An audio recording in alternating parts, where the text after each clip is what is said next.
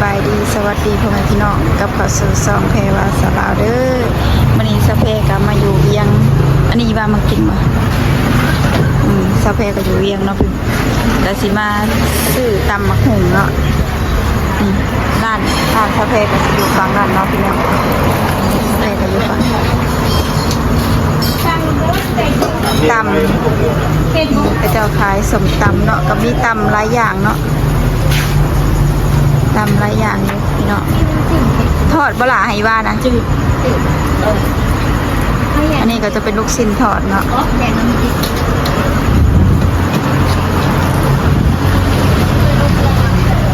สมตำนี่ขนมมันนี่แซ่บเลยล่ะขนมทองม้วนอันนี้อีกอย่างหนึ่งนะ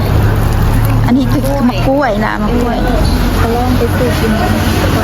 ก็เจ้าก็สิมีเส้นตำหลายอย่างเอาตำยังเมนูแบบมันมีตำยังไงคะ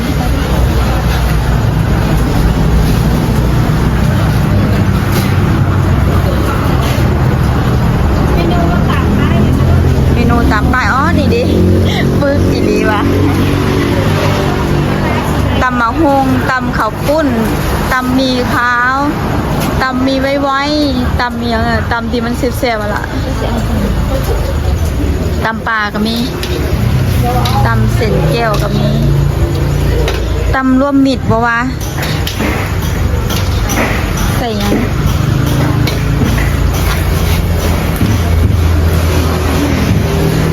น้องสาวสิกินตำเลยคิดนานเลยเกินเพื่อสิอ่านจบมีหลายตำเลยพี่น้องยำก็มีเด้ล่ะยำอ๋อยำบ่มีแต่ตำเป็นตะเสียเลยแล้วเห็นสะอาดตำเส้นร่อนนี่บุ้งด้วยนี่แล้วตำเบิ่งมีตำเส้นร่อนเป็นบ่นี่ตำเส้นร่อนเบิ่งอันนี้เส้นร้อนอันนี้เส้นร่อนเนาะเสียใช่ปะที่ไม่ได้ดูตำเส้นร่อนเนาะใส่ยังไงไม่เคยดูเนี่ยใส่มะฮอยใส่ปลาหมึก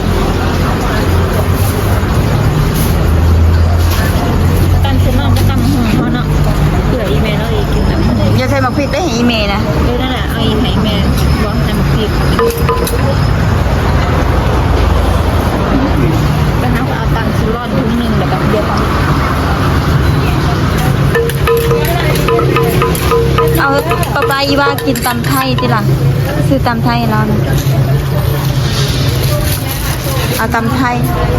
ทยมีบ่เอ่ยบอกตำไทยบ่มีโดยตำมะฮุ่งใส่น้ำปลาเขานะทั้งแบบกันของไทยเลยระบบไทยบ่มีคุ้งแห้งระบบนี้ตำปลาวะตำปลาเส้นร่อนนี่เอาอะไรคือเป็นอะไรอย่างเถอะตำปลาไปกินตำปลากับเผือกของเราเอาเส้นร่อนไปกินตำเรื่องของเราจะกินยังตำปลากับตำมีอะไรนั่งนี่ก็จะกินโคกสไลด์ถามเราด้วยเนื้อมีปลานะอ๋อเขาบริเพลงคือจะเอาเป็นตำปลาเนาะผ่าเราหลายปลาก็ตำหงเนาะผ่าเราหลาย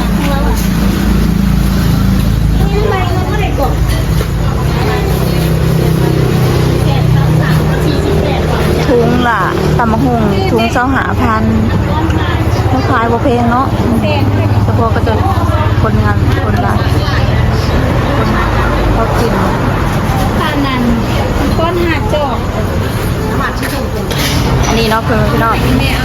อันนี้ก็จะเป็นขนมหวานเลือดเต้สั่งแล้วเลยเอาอีไห่แม่นะเอาแบบไหนๆกับเล้าเคี่ยวง่ายอะนะนิ่มๆนะอันนี้จะเป็นขนมหวานเลยพี่น้องอันนี้อยู่เวียงจันทร์สปป.ลาวเฮาเนาะขนมหวานกะ3 อย่าง 15,000 กีบเนาะพี่น้อง3 อย่าง 15,000โอ้น่ากินคือกันกับอยู่ฝั่งไทยเลยพี่น้องเลยก็จะมีหลายอย่างเนาะถ้วยน้อยก็มีถ้วยน้อย 15,000 กีบก็ซ่อมแตงไทยก็ซ่อมแตงเต็ม2 อย่างเลยบ่3 อย่าง2 อย่างก็ 15,000หรือเปล่าใหญ่อันนี้มัน3 อย่าง 15,000 2 อย่างก็จะเพิ่มอันนี้มาอยู่เวียงจันทร์เลยพี่น้องสปป.ลาวโอเค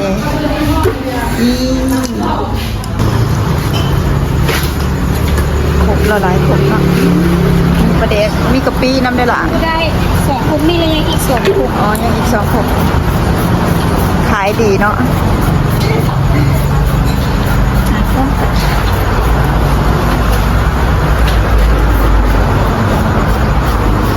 อันนี้ตับยังเสยตับปูปลาตับปูปลาสิมีปูม่าเนี่ยคอยบุกินเด้อปูม่าอันนี้เส้นร่อนบละเส้นยัง เส้นยังเส้นอันนี้เลยตอนละไม่ใช่เส้นอันนี้เลยเส้นน้ำขยาย ไม่ใช่เส้นข้าวเปียกนะ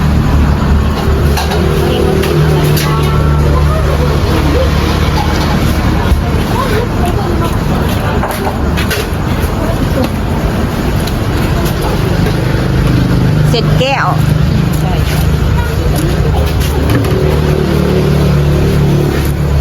จะเสพใช่เนาะ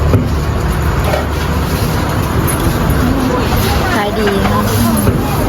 แล้วขายบ่แพงดิ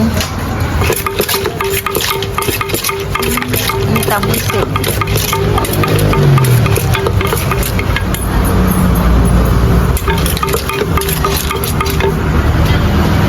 นี่โมเมนต์ต่ำมันนั่นละ ไปแม่ได้ลูก นี่ต่ำมันนั่นได้ละ เสียส่วน ต่ำยังเลยนะ เสียส่วน เสสวนนี่เราต่ำเส ข้างใน สวน ข้างใน อุ้ยจะเสพใช่เนาะอุ้ยหน้าตาจะเสพเลยนะเสสวน อันนั้นโทรศัพท์ลูก ต้องใช้หมักถั่วอีกเลยต่ำเสสวน แม่เป็น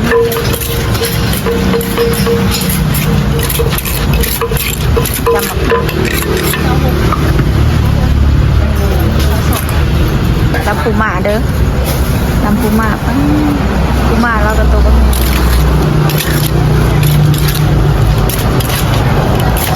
ไม่ได้มากหรอกเพราะว่าจังไหน เดี๋ยวถาก็ได้ แต่อยากเบิ่งเนาะ ซีไม่ได้ ซิมให้แน่เหรอวะ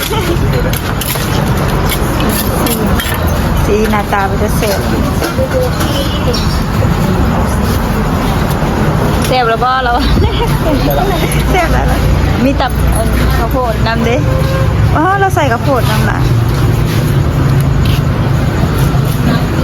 จะเสพ ทั้งหลายคุกอยู่เด้อเอาละสั่งเลย